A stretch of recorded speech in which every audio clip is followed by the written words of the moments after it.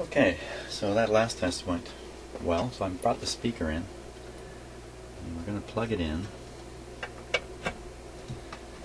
So this time when we turn the radio on, it will engage the entire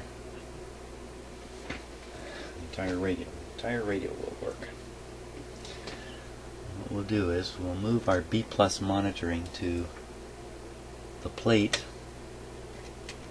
on another tube somewhere else in the radio.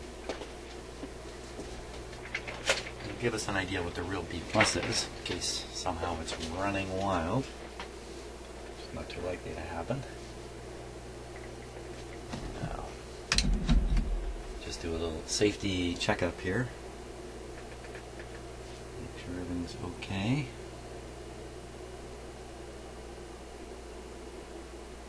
Looks good. Volume is down because this time we might hear something. Switch is off. Power is supplied. Switch still off. The line voltage today is 122. A little lower than what it was a while ago, anyway.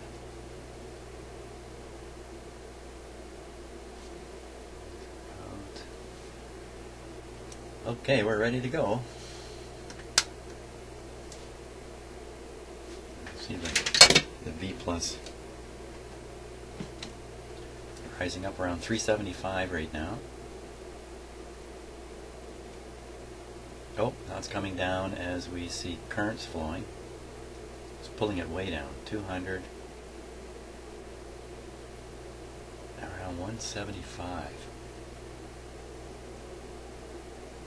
Let's hear what we hear.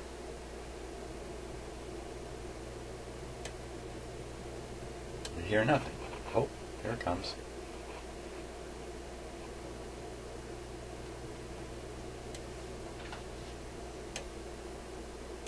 Pretty quiet. Got the volume up full here. Let's turn it down.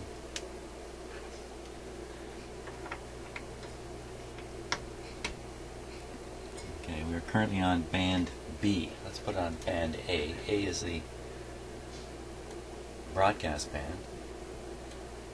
I have no antenna plugged in. I have no antenna plugged in. Okay, so maybe we're not going to hear too much here.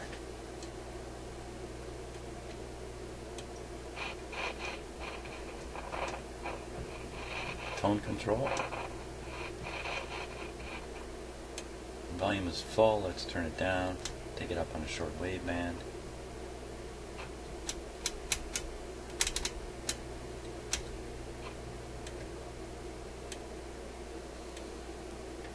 Well, I got to plug the antenna in, don't I? You know what else I have to plug in? I have to plug in not so much the antenna, really. I have to plug in the push buttons. Because without the push button, I believe no radio signal can make it into the audio amplifier. So, whoops, I'm going to go get the push buttons. Uh-oh. Guess we can turn this off. We did succeed in supplying B+ throughout the radio just now. Nothing bad happened. So that was a valid test. Let me get those push buttons.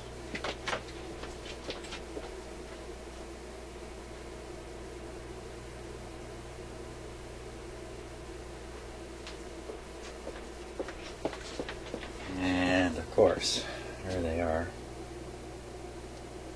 Just covered in dust. So we're going to have to clean this up. Before I do that though, because we have the radio set and ready to test, and I'm quite curious, and I bet you are too, will this work? Now, let's see if I can manage to plug this in. Bit of a challenge here.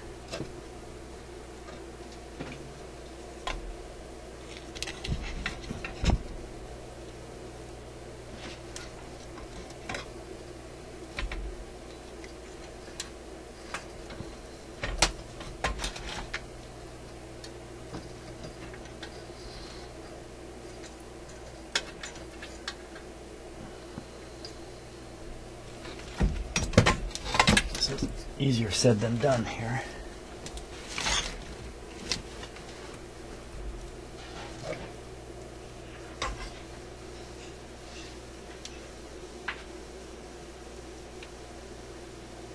Very stiff wire.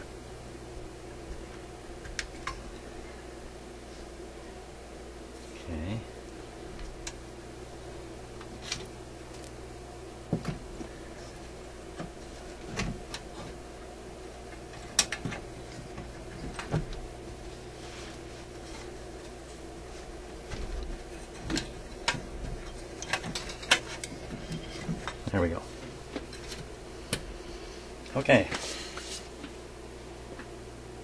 Push buttons are plugged in. Repeat the test. Volume down, switches on. Here we go.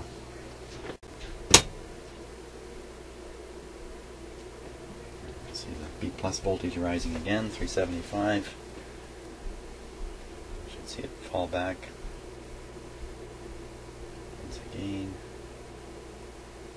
Whoa, whoa, whoa, it's going way low.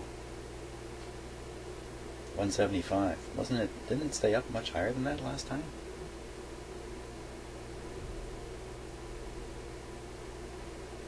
That's a little odd. Maybe I'm just not remembering it right. There we are. There's some sound. We're on the AM band.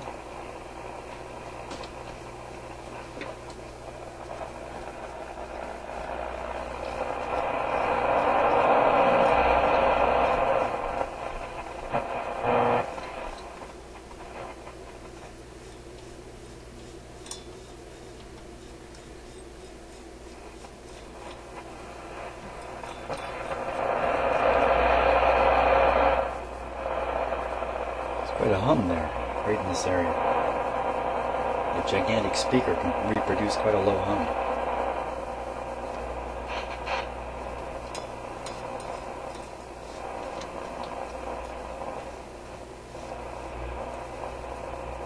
I don't know if that would come across on YouTube or not. It's almost hard to hear, it's so low. Well, shows us the radio's working.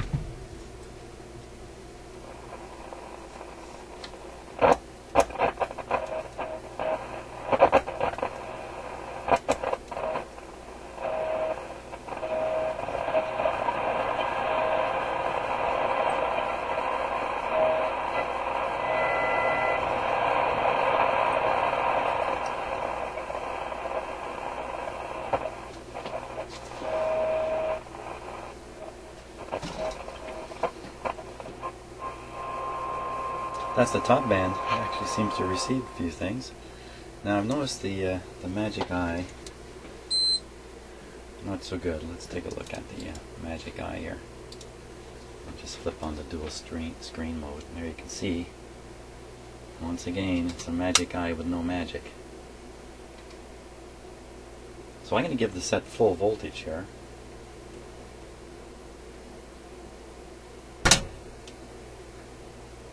See if that brings up the eye.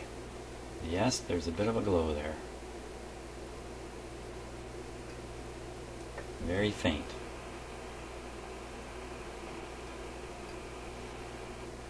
Tune the radio.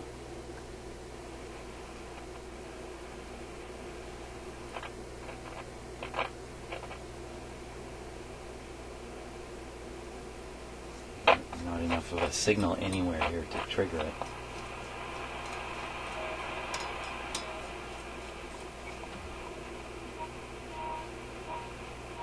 Okay, we'll go down to the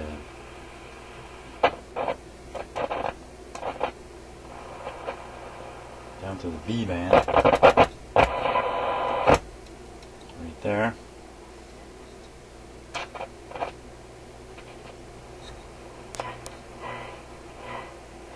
So I'm looking for any action in the eye.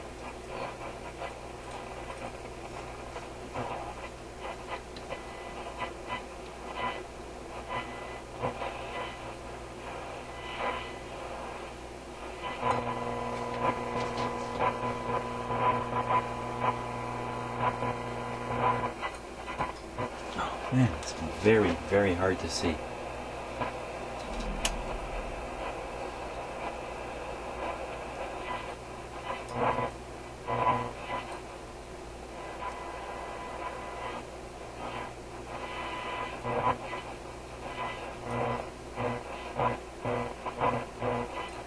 I don't see any action whatsoever in the eye. So although it's glowing very slightly, it doesn't seem to react at all to to a signal. So there's some of our challenges here. I think this is pretty much going to be a case of aligning the radio. I'm not about to change any of those capacitors that you see in the radio. Not at this point. There's absolutely no reason to. And everything seems to be working relatively well. So here's the case of a what looks like a fully original radio.